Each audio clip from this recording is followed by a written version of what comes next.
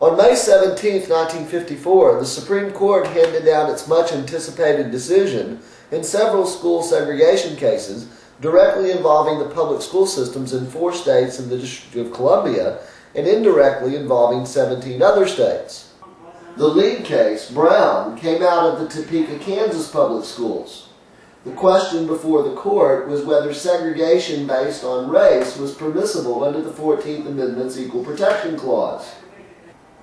A unanimous Supreme Court held that the Equal Protection Clause did not permit such segregation and more generally overturned the legal doctrine of separate but equal sustained by the predecessor court in Plessy v. Ferguson.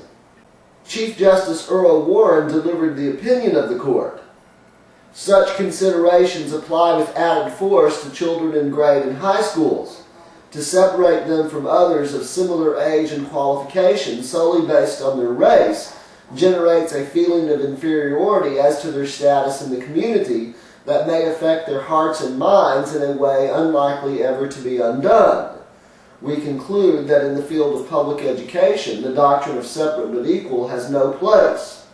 Separate educational facilities are inherently unequal.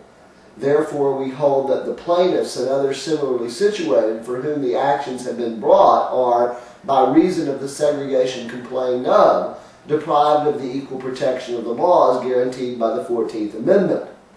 In direct response to Justice Brown's commentary on the psychology of segregation in Plessy v. Ferguson, Chief Justice Earl Warren wrote, "The effect of this separation on their educational opportunities was well stated by a finding in the Kansas case by a court which nevertheless felt compelled to rule against the Negro plaintiffs. Segregation of white and colored children in public schools has a detrimental effect upon the colored children. The impact is greater when it has the sanction of the law, for the policy of separating the races is usually interpreted as denoting the inferiority of the Negro group.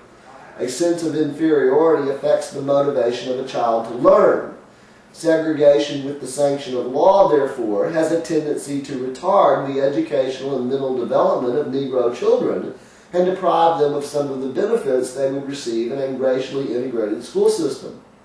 Whatever may have been the extent of psychological knowledge at the time of Plessy v. Ferguson, this finding is amply supported by modern authority. Any language in Plessy v. Ferguson contrary to this finding is rejected.